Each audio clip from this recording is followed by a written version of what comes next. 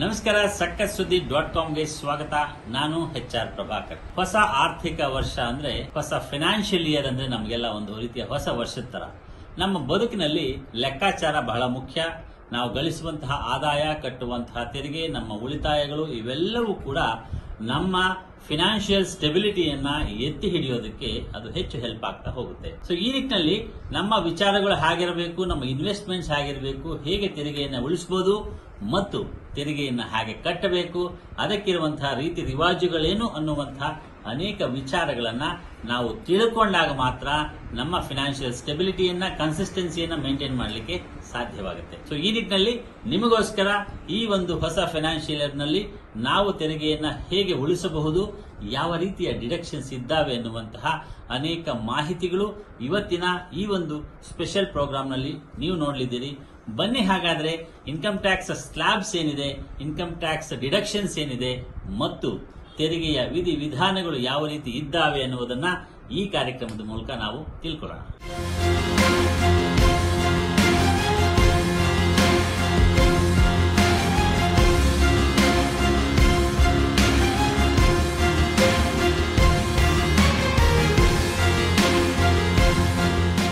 April 1 ಅಂದರೆ ಹೊಸ ಆರ್ಥಿಕ ವರ್ಷದ ಹೊಸ ಫಿನಾನ್ಷಿಯಲ್ ಇಯರ್ನ ಮೊದಲ ದಿನ. ಈ ಏಪ್ರಿಲ್ 1ರಿಂದ ಮಾರ್ಚ್ 31 ತನಕ ನಾವು ಮಾಡುವಂತಹ ಫಿನಾನ್ಷಿಯಲ್ ಪ್ಲ್ಯಾನಿಂಗ್ ಏನಿರುತ್ತೆ ಅದು ನಮ್ಮ ಆರ್ಥಿಕ ಸ್ಥಿತಿಗತಿಯನ್ನು ಉತ್ತಮಗೊಳಿಸೋದ್ರಲ್ಲಿ ಮತ್ತು ನಮ್ಮ ತೆರಿಗೆಯನ್ನು ಸರ್ಕಾರಕ್ಕೆ ತುಂಬುವಂತಹ ಪ್ರಕ್ರಿಯೆಯಲ್ಲಿ ಬಹಳ ಮಹತ್ವದ ಪಾತ್ರವನ್ನು ವಹಿಸುತ್ತೆ. ಕಳೆದ ಸಾಲಿನ ಬಡ್ಜೆಟ್ನಲ್ಲಿ ತಮಗೆಲ್ಲ ಗೊತ್ತಿರೋ ಹಾಗೆ 5 ಲಕ್ಷದ ಒಳಗಿನ ಆದಾಯದವರಿಗೆ ತೆರಿಗೆ ಇಲ್ಲ ಅನ್ನುವಂತಹ ಮಾಹಿತಿ ನೀಡಿರುವಂತಹದ್ದು ಮತ್ತು ಅದು ಇವತ್ತಿನಿಂದ ಅಂದರೆ ಏಪ್ರಿಲ್ 1, 2019ರಿಂದ ಜಾರಿಗೆ ಬರುವಂತಹದ್ದು ನಿಮಗೆ ಗೊತ್ತಿರುವಂತಹ ವಿಚಾರ. ಹಾಗೆಯೇ ಇದು ಸೆಕ್ಷನ್ 87A ಅಡಿಯಲ್ಲಿ ಇದರ ರಿಯಾಯಿತಿ ಬರುತ್ತೆ. ಅದು 5 ಲಕ್ಷದ ಒಳಗಿನ ಆದಾಯ ಇರುವಂತಹವರಿಗೆ. ಸೊ ಇದರ ತೆರಿಗೆ ಇಲ್ಲದಂತಹ ವರಮಾನ ಅಂತನೋ ಅಥವಾ ಸ್ಟ್ಯಾಂಡರ್ಡ್ ಲಿಮಿಟ್ಸ್ ಅಂತನೋ ನಾವು ಅದನ್ನು ಕರಿಬೋದು. ಒಟ್ಟಾರೆ it is A non taxable income. ಹಾಗೆಯೇ ಅದರ ಜೊತೆಗೆ ಬೇರೆ ಯಾವ ರೀತಿಯ ಡಿಡಕ್ಷನ್ಸನ್ನು ಇದ್ರ ಜೊತೆಗೆ ಇದ್ದಾವೆ ಅನ್ನೋದನ್ನು ನಾವೀಗ ನೋಡೋಣ. ಉದಾಹರಣೆಗೆ ಮೊದಲನೇದಾಗಿ ಸ್ಟ್ಯಾಂಡರ್ಡ್ ಡಿಡಕ್ಷನ್ ಅಂದರೆ ಸ್ಯಾಲ್ರಿ ಪಡೆಯುವಂತಹ ಪ್ರತಿಯೊಬ್ಬ ಎಂಪ್ಲಾಯೀಸು ಹಾಗೂ ಪೆನ್ಷನ್ ಪಡೆಯುವಂತಹ ರಿಟೈರ್ಡ್ ಪರ್ಸನ್ಸು ತಮ್ಮ ಸಂಬಳ ಅಥವಾ ಪೆನ್ಷನ್ ಮೊತ್ತದಿಂದ 50,000ವನ್ನು ನೇರವಾಗಿ ಸ್ಟ್ಯಾಂಡರ್ಡ್ ಡಿಡಕ್ಷನ್ ಹೆಸರಿನಲ್ಲಿ ಅವರು ಕಳೆಯಬಹುದು.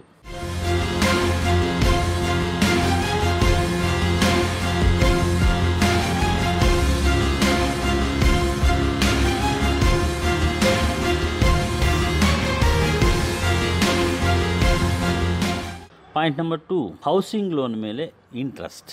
ಸೊ ನೀವು ಹೌಸಿಂಗ್ ಲೋನ್ ತೊಗೊಂಡಿದ್ದು ಅದರ ಮೇಲೆ ಇಂಟ್ರೆಸ್ಟ್ ಪಾವತಿ ಮಾಡ್ತಾ ಇದ್ದರೆ 2 ಲಕ್ಷದವರೆಗೆ ವರ್ಷಕ್ಕೆ ತಾವು ಸ್ವಂತ ವಾಸದ 2 ಮನೆಗಳ ಮೇಲೆ ಮತ್ತು ಬಾಡಿಗೆ ನೀಡಿರುವ ಮನೆಯ ಮೇಲೆ ಪ್ರತ್ಯೇಕವಾಗಿ ಇನ್ನೂ 2 ಲಕ್ಷದ ಮಿತಿಯಲ್ಲಿ ಮರುಪಾವತಿಸಿದ ಗೃಹ ಸಾಲದ ಬಡ್ಡಿಯನ್ನು ಅಂದರೆ ಇನ್ಕಮ್ ಫ್ರಮ್ ಹೌಸ್ ಪ್ರಾಪರ್ಟಿ ಅದರ ಮೇಲೆ ನೀವು ಕಟ್ಟಿರ್ತಕ್ಕಂತಹ ಇಂಟ್ರೆಸ್ಟನ್ನು ನೀವು ಕಳೆಯಬಹುದು. ಅಂದರೆ ಮನೆಯನ್ನು ಬಾಡಿಗೆಗೆ ಕೊಟ್ಟಿದ್ದರೆ ಆದಾಯವನ್ನು ತೋರಿಸಿ ಪ್ರಾಪರ್ಟಿ ಟ್ಯಾಕ್ಸ್ ಕಟ್ಟಿದರೆ ಅದನ್ನು ಡಿಡಕ್ಟ್ ಮಾಡಿ ಮತ್ತು ನಿಮಗೆಲ್ಲ ಗೊತ್ತಿರೋ ಹಾಗೆ ರಿಪೇರ್ಸ್ ಆ್ಯಂಡ್ ಮೇಂಟೆನೆನ್ಸ್ ಅಂತ ನಾವೇನು ಕರಿತೀವಿ ಅದು 30% ನಿರ್ವಹಣಾ ವೆಚ್ಚಗಳನ್ನು ಕೂಡ ನಾವು ಕಳೀಲಿಕ್ಕೆ ಅವಕಾಶ ಇದೆ. The thing is if you declare your house property income ಅಲ್ಲಿ ನೀವು ಈ ರೀತಿಯ ವೆಚ್ಚಗಳನ್ನು ಕೂಡ ಕಳೆಯುವಂತಹ ಅವಕಾಶ ಇದ್ದೇ ಇದೆ.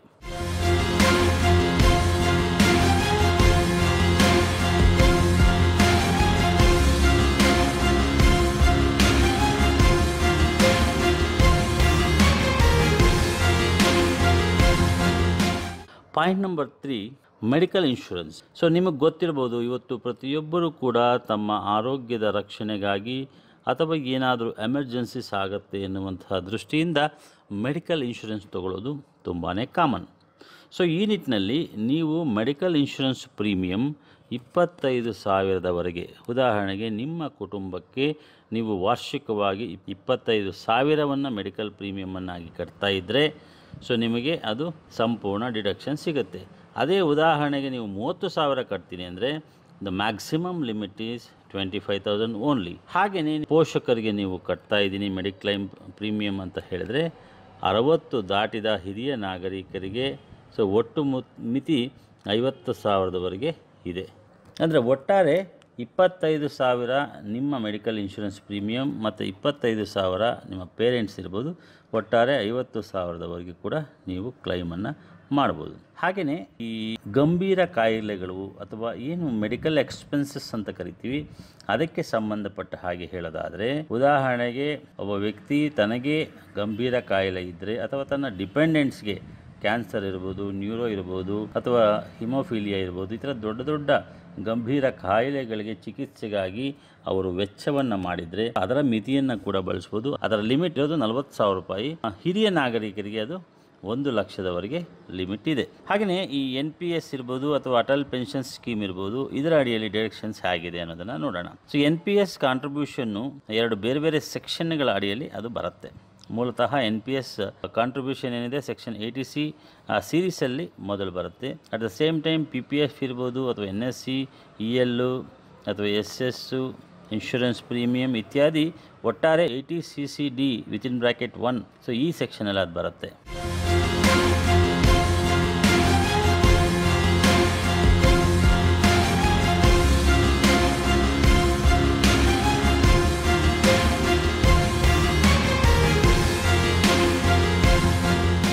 ಹಾಗೆಯೇ ಇದರ ಲಿಮಿಟ್ಟು ನಮಗೆಲ್ಲ ಗೊತ್ತಿರೋ ಹಾಗೆ ಟ್ಯೂಷನ್ ಫೀ ಇರ್ಬೋದು, ಹೌಸಿಂಗ್ ಲೋನ್ ರೀಪೇಮೆಂಟ್ ಇರ್ಬೋದು ಅಥವಾ ಇನ್ಶೂರೆನ್ಸ್ ಪ್ರೀಮಿಯಂ ಇರ್ಬೋದು. ಈ ಥರ ಎಲ್ಲ ಸಾಕಷ್ಟು ಡಿಡಕ್ಷನ್ಸ್ ಏನಿದೆ, ನ್ಯಾಷನಲ್ ಸೇವಿಂಗ್ಸ್ ಸರ್ಟಿಫಿಕೇಟ್ ಇರ್ಬೋದು ಅಥವಾ ಇನ್ವೆಸ್ಟ್ಮೆಂಟ್ಸ್ ಇರ್ಬೋದು, ಇವೆಲ್ಲವನ್ನು ನಾವು ಮ್ಯಾಕ್ಸಿಮಮ್ 1,50,000ವರೆಗೂ ನಾವು ಆ ಲಿಮಿಟನ್ನು ಮಾಡ್ಕೊಳ್ಬೋದು. ಹಾಗೆಯೇ ಡಿಪೆಂಡೆಂಟ್ಸ್ ಯಾರಿರ್ತಾರೆ ಅವರಿಗೆ ಈ ಅಂಗವೈಕಲ್ಯ ಏನಾದರೂ ಇದ್ದರೆ ಅದಕ್ಕೇನಾದರೂ ಮೆಡಿಕಲ್ ಎಕ್ಸ್ಪೆನ್ಸಸ್ ಮಾಡಿದರೆ ಅಥವಾ ರಿಹ್ಯಾಬಿಲಿಟೇಷನ್ಗೋಸ್ಕರ ಅದರ ಎಕ್ಸ್ಪೆನ್ಸಸ್ ಮಾಡಿದರೆ ಅಂಥವ್ರಿಗೆ ಕೂಡ ಈ ಒಂದು ಟ್ಯಾಕ್ಸ್ ಡಿಡಕ್ಷನ್ ಇದೆ. ಅಂದರೆ 40% 80% ಹ್ಯಾಂಡಿಕ್ಯಾಪ್ಡ್ ಇದ್ದರೆ ವಾರ್ಷಿಕವಾಗಿ ಪರ್ ಆ್ಯನಮ್ 75,000 ಹಾಗೂ 80% ಮೇಲೆ ಅಂಗವೈಕಲ್ಯ ಇದ್ದರೆ ಅವರಿಗೆ 1,25,000ವರೆಗೆ ಡಿಡಕ್ಷನನ್ನು ಕೊಡಲಾಗಿದೆ. ಹಾಗೆಯೇ ಎಜುಕೇಷನ್ ಲೋನ್ ಬಗ್ಗೆ ನಾವು ಮಾತನಾಡೋದಾದರೆ, ಸ್ವಂತ ಹಾಗೂ ಫ್ಯಾಮಿಲಿ ಮೆಂಬರ್ಸ್ನ ಒಂದು ಹೈಯರ್ ಸ್ಟಡೀಸ್ಗೋಸ್ಕರ ಪಡೆದಂತಹ ಈ ಒಂದು ಎಜುಕೇಷನ್ ಲೋನ್ ಇದೆ. ಇದರಲ್ಲಿ ಯಾವುದೇ ಮಿತಿ ಇಲ್ಲದೆ 8 ವರ್ಷಗಳವರೆಗೆ ಅದಕ್ಕೆ ತೆರಿಗೆ ವಿನಾಯಿತಿ ಇದೆ. ಇದು ಎಜುಕೇಷನ್ ಲೋನ್ಗೆ ಸಂಬಂಧಪಟ್ಟ ಹಾಗಾಯಿತು. ಹಾಗೆಯೇ ಡೊನೇಷನ್, ಯಾವುದೋ ಒಂದು ರಿಜಿಸ್ಟರ್ಡ್ ಸಂಸ್ಥೆಗಳಿಗೆ ಅಥವಾ ಟ್ರಸ್ಟ್ಗಳಿಗೆ ನೀವು ನೀಡಿದಂತಹ ಡೊನೇಷನ್ ಅಥವಾ ದಾನ ಏನಿದೆ ಅದು ಆ್ಯಸ್ ಯೂಶುವಲ್ 80G. ಇದರಲ್ಲಿ ನೀವು 50% ಅಥವಾ 100% ಸರ್ಕಾರ ನಿಗದಿಪಡಿಸಿದಂತೆ, ಅಂದರೆ ಸಂಬಳದ 10% ಮೀರದಂತೆ ನಿಮ್ಮ ಆದಾಯದಿಂದ ಇದನ್ನು ಡಿಡಕ್ಟ್ ಮಾಡ್ಕೋಬೋದು. ಈ ಉದಾಹರಣೆಗೆ ನಾನು 50,000 ರೂಪಾಯಿ ನಾನು ಡೊನೇಷನ್ ಕೊಟ್ಟಿದ್ದೀನಿ ಒಂದು ಸಂಸ್ಥೆಗೆ ಅಂದರೆ, ಸರ್ಕಾರ ಏನು ನಿಗದಿ ಮಾಡಿರುತ್ತೆ ಅದರ ಪ್ರಕಾರ 50% ನಾವು ಡಿಡಕ್ಷನನ್ನು ತೆಗೆದುಕೊಳ್ಬೋದು.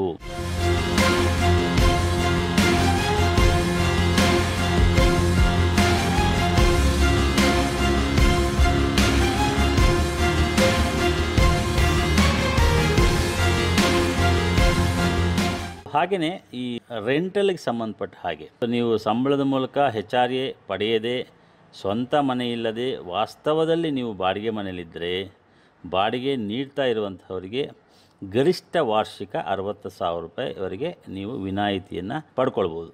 ಇದಕ್ಕೆ ಕೆಲವು ನಿಯಮಗಳು ಕೂಡ ಅನ್ವಯಿಸುತ್ತೆ. ಇಲ್ಲಿ the actual rent what you are paying, ಅದರ ಬೇಸಿಸ್ ಮೇಲೆ ನಾವು ಕ್ಯಾಲ್ಕುಲೇಟ್ ಮಾಡ್ಬೋದು.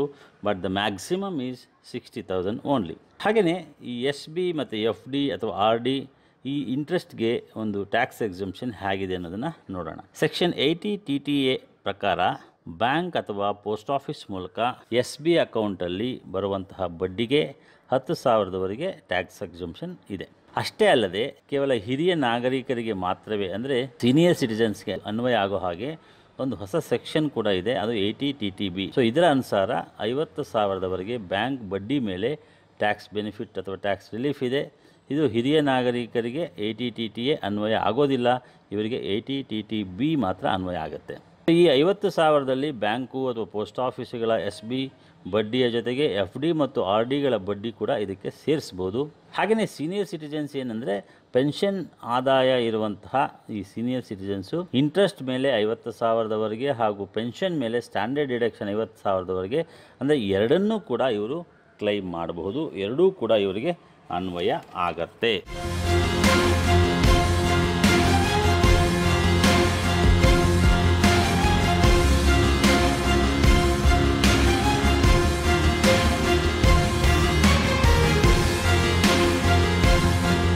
PF ದುಡ್ಡು ಯಾವ ಕಡೆ ಹೋಗುತ್ತೆ, ಇದು ಯಾವುದರ ಅಡಿ ಬರುತ್ತೆ ಅನ್ನೋದನ್ನು ಈಗ ನಾವು ನೋಡೋಣ.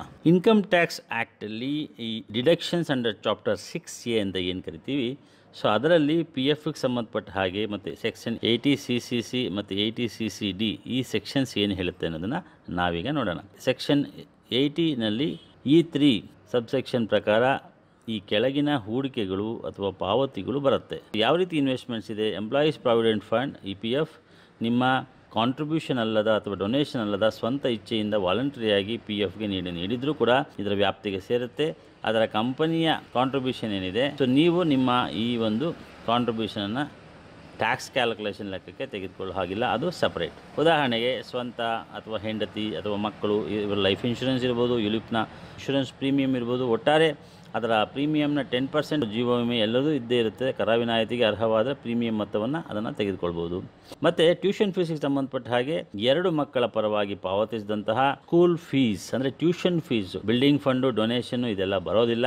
ಸೊ ಓನ್ಲಿ ಟ್ಯೂಷನ್ ಫೀಸ್ ಅಂತ ಏನು ಕನ್ಸಿಡರ್ ಮಾಡಿರ್ತಾರೆ ಸ್ಕೂಲ್ನವರು, ಸೊ ಅದನ್ನು ನಾವು ತೊಗೊಳ್ಬೋದು. ಹಾಗೆಯೇ ಮನೆ ಖರೀದಿ ಮಾಡಿದರೆ ಅದಕ್ಕೆ ಸಂಬಂಧಪಟ್ಟ ಹಾಗೆ ನಾವು ರಿಜಿಸ್ಟ್ರೇಷನು ಅಥವಾ ಸ್ಟ್ಯಾಂಪ್ ಡ್ಯೂಟಿ ಈ ವೆಚ್ಚಗಳಿರ್ಬೋದು. ಮತ್ತು 15 ವರ್ಷದ ಪಬ್ಲಿಕ್ ಪ್ರಾವಿಡೆಂಟ್ ಫಂಡ್ ಅದರ ಕಾಂಟ್ರಿಬ್ಯೂಷನ್ ಇರ್ಬೋದು. ಮತ್ತು ಪೋಸ್ಟ್ ಆಫೀಸ್ನ NSC ಮತ್ತು ಅದಕ್ಕೆ ಬಡ್ಡಿಯ ಮರು ಹೂಡಿಕೆ ಅದರ ರೀಇನ್ವೆಸ್ಟ್ಮೆಂಟ್ ಇರ್ಬೋದು. ಈ ಯೋಜನೆಯ ಮೇಲೆ ಬಡ್ಡಿಯನ್ನು ಕೂಡ ನಾವು ಅಂದರೆ ರೀಇನ್ವೆಸ್ಟ್ ಮಾಡಿರೋದನ್ನು ಕೂಡ ನಾವು ಪರಿಗಣಿಸಿ ಅದರ ಮೇಲೆ ಕೂಡ ಟ್ಯಾಕ್ಸ್ ವಿನಾಯಿತಿಯನ್ನು ತಗೋಬೋದು. ಹಾಗೆಯೇ ಈಕ್ವಿಟಿ ಲಿಂಕ್ಡ್ ಸೇವಿಂಗ್ಸ್ ಸ್ಕೀಮ್, ನಾಮಾಂಕಿತ ಮ್ಯೂಚುವಲ್ ಫಂಡ್. ಸೊ ಮ್ಯೂಚುವಲ್ ಫಂಡ್ಸ್ಗೆ ಸಂಬಂಧಪಟ್ಟ ಹಾಗೆ ಕೂಡ ನಾವು ಇಲ್ಲಿ ಯಾವುದೇ ಈಕ್ವಿಟಿ ಫಂಡ್ಗಳು ಬರೋದಿಲ್ಲ. ಇವುಗಳು ELSS ಅಥವಾ ಟ್ಯಾಕ್ಸ್ ಸೇವರ್ ಎಂಬ ಒಂದು ಬ್ರ್ಯಾಂಡಲ್ಲಿ ಅಥವಾ ಲೇಬಲಲ್ಲಿ ಬಂದಿದ್ದರೆ ಅದು ಬಿಡುಗಡೆ ಆಗುತ್ತೆ. ಮತ್ತು 5 ವರ್ಷದ ಅವಧಿಯ ಬ್ಯಾಂಕು ಅಥವಾ ಪೋಸ್ಟ್ ಆಫೀಸಿನ FD ಇಲ್ಲೂ ಕೂಡ 80CC ಸೆಕ್ಷನ್ ಅನ್ವಯ ಒಂದು ಟ್ಯಾಕ್ಸ್ ಸೇವಿಂಗ್ಸ್ಗೋಸ್ಕರ ಅಲ್ಲಿ ಅನ್ವಯ ಆಗುತ್ತೆ, ಅದು ಕೂಡ ಲೇಬಲ್ ಅಗತ್ಯ. ಇವುಗಳ ಮೇಲೆ 5 ವರ್ಷಗಳ ಲಾಕಿನ್ ಪೀರಿಯಡ್ ಕೂಡ ಇರುತ್ತೆ. ಮತ್ತು LIC ಮತ್ತಿತರ ಜೀವ ವಿಮಾ ಕಂಪನಿಗಳು ನೀಡುವಂತಹ ಪೆನ್ಷನ್ ಪ್ಲಾನ್ಗಳು, ಯಾವುದೇ ಇನ್ಶೂರೆನ್ಸ್ ಕಂಪ್ನಿ ಕೂಡ ನೀವು ಪ್ರೀಮಿಯಂ ಕಟ್ತಾ ಇದ್ದರೆ ಅದು ಕೂಡ 80CCC ಒಳಗೆ ನೀವು ಅದನ್ನು ಕ್ಲೈಮ್ ಮಾಡಬಹುದು. ಹಾಗೆ ನ್ಯಾಷನಲ್ ಪೆನ್ಷನ್ ಸ್ಕೀಮ್ ಅಥವಾ ಅಟಲ್ ಪೆನ್ಷನ್ ಸ್ಕೀಮ್ ಈ ಒಂದು ಸಂಬಂಧಪಟ್ಟ ಹಾಗೆ ಯೋಜನೆಗೆ ದೇಣಿಗೆ 2 ಸೆಕ್ಷನ್ಗಳು ಬರುತ್ತೆ. ಅದು 80CCD 1 ಆ್ಯಂಡ್ 80CCD 1B. ಮೊದಲೇ ಹೇಳಿದಂತೆ ನಿಮಗೆ ಬೇಕಾದ ಸೆಕ್ಷನ್ನ ಅಡಿಯಲ್ಲಿ ಸೊ ನೀವು ಈ ಒಂದು ವಿನಾಯಿತಿಯನ್ನು ಪಡ್ಕೊಳ್ಬೋದು.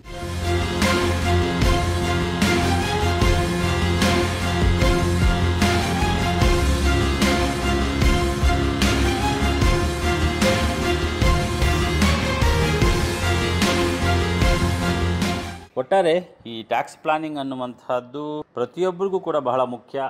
ಎಸ್ಪೆಷಲಿ ನೀವು if you plan from April 1st onwards till 31st March, then only so you can plan your tax savings and tax plannings, tax payments and tax returns in a very proper manner. ಇಲ್ಲ ಅಂದರೆ so ನಿಮ್ಮ ತೆರಿಗೆ ಹೆಚ್ಚು ಹೋಗುವ ಸಾಧ್ಯತೆಗಳಿರುತ್ತೆ. ಅದರಲ್ಲೂ ಕೂಡ ಸರ್ಕಾರ ಯಾವ ರೀತಿಯ ವಿನಾಯಿತಿಗಳನ್ನು ಕೊಟ್ಟಿದೆ ಅನ್ನುವಂಥದ್ದನ್ನು ಕೂಡ ನಾವು ನೋಡಬೇಕು, ಅದನ್ನು ಸರಿಯಾಗಿ ಉಪಯೋಗಿಸ್ಕೊಳ್ಬೇಕು. ಎಲ್ಲೇ ಆಗಲಿ ಸರ್ಕಾರ ಕೊಟ್ಟಂತಹ ನೀತಿ ನಿಯಮಾವಳಿಗಳನ್ನು ಮತ್ತು ಅದರ ಡಿಡಕ್ಷನ್ಸ್ ಬಗ್ಗೆ ಹೆಚ್ಚಿನ ಮಾಹಿತಿಯನ್ನು, ಅದರ ಅರಿವು ನಿಮಗಿದ್ರೆ ಖಂಡಿತ ನಿಮ್ಮ ಟ್ಯಾಕ್ಸ್ ಪ್ಲಾನಿಂಗು ಚೆನ್ನಾಗಿರುತ್ತೆ. ಮತ್ತು ಹೊಸ ಫೈನಾನ್ಷಿಯಲ್ ಇಯರಲ್ಲಿ ನೀವು ಇಡೀ ವರ್ಷ ಹೇಗೆ ನಿಮ್ಮ ಆರ್ಥಿಕ ಪ್ರಗತಿಯನ್ನು ಸಾಧಿಸ್ಕೊಳ್ಬೋದು ಅನ್ನೋದನ್ನು ಇದರ ಮೂಲಕ ನೀವು ಪ್ಲ್ಯಾನ್ ಮಾಡ್ಕೊಳ್ಬಹುದು. ಸೊ ಒಟ್ಟಾರೆ ಈ ಎಲ್ಲ ಅಂಶಗಳನ್ನು ನಾವು ಗಮನಿಸಿದಾಗ ನಮ್ಮ ಫೈನಾನ್ಷಿಯಲ್ ಇಯರ್ ಪ್ಲಾನಿಂಗು ಚೆನ್ನಾಗಿರಬೇಕು ಮತ್ತು ಅದಕ್ಕೆ ಸಂಬಂಧಪಟ್ಟ ಹಾಗೆ ಡಿಡಕ್ಷನ್ಸನ್ನು ಕೂಡ ನಾವು ಕ್ಲೈಮ್ ಮಾಡೋದನ್ನು ಮರಿಬಾರ್ದು. ಮತ್ತು ಓವರಾಲ್ ನಾವು ಮಾಡುವಂತಹ ತೆರಿಗೆಯ ಪ್ಲ್ಯಾನ್ಸ್ ಏನಿದೆ ಅದು ಕೂಡ ಪರ್ಫೆಕ್ಟ್ ಆಗಿರಬೇಕು ಅಂತ ಹೇಳ್ತಾ, ಸೊ ಈ ಹೊಸ ಫೈನಾನ್ಷಿಯಲ್ ಇಯರ್ ನಿಮಗೆ ಬಹಳನೇ ಉತ್ತಮವಾಗಿರಲಿ ಅಂತ ಸಕ್ಕಸುದ್ದಿ.com ಈ ಮೂಲಕ ಹಾರೈಸ್ತಾ ಇದೆ. So have a great time.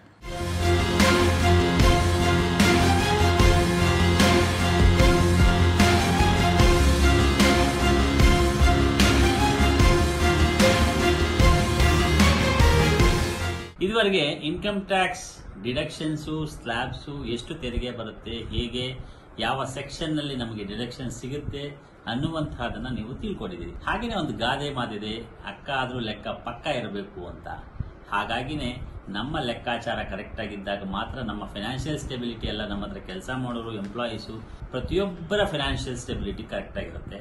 ಹಾಗೆಯೇ ಒಂದು ಸಂಸ್ಥೆ ನಿಖರವಾಗಿ ತನ್ನ ಲೆಕ್ಕಪತ್ರಗಳನ್ನು ಇಟ್ಕೊಂಡಾಗ, ಅದನ್ನ ಮೇಂಟೈನ್ ಮಾಡಿದಾಗ ಯಾವುದೇ ಲಾಸ್ ಬರದೆ ಅದು ಸಂಸ್ಥೆಯೂ ಚೆನ್ನಾಗಿ ನಡೆಯುತ್ತೆ. ಸಂಸ್ಥೆಯನ್ನು ನಂಬಿಕೊಂಡಂತಹ ಅನೇಕ ಕುಟುಂಬಗಳು ಕೂಡ ಅದು ಚೆನ್ನಾಗಿ ಬದುಕಲಿಕ್ಕೆ ಸಾಧ್ಯ ಆಗುತ್ತೆ. ಹಾಗಾಗಿನೇ ಈ ಒಂದು ಲೆಕ್ಕಾಚಾರದ ವಿಚಾರಗಳಲ್ಲಿ ಯಾವಾಗಲೂ ಕೂಡ ಒಂದು ಎಕ್ಸ್ಟ್ರಾ ಮುತುವರ್ಜಿ ಇರಲಿ ಅಂತ ಆಶಿಸ್ತಾ, ನೀವು ನಿಮ್ಮ ಲೆಕ್ಕವನ್ನು ಪಕ್ಕಾ ಮಾಡ್ಕೊಳ್ಳಿ ಮತ್ತು ನಿಮ್ಮ ಫೈನಾನ್ಷಿಯಲ್ ಪ್ಲಾನಿಂಗ್ ಅನ್ನ ಪರ್ಫೆಕ್ಟ್ ಮಾಡ್ಕೊಳ್ಳಿ ಅಂತ ಹೇಳ್ತಾ, have A nice time. Signing off HR Prabhakar.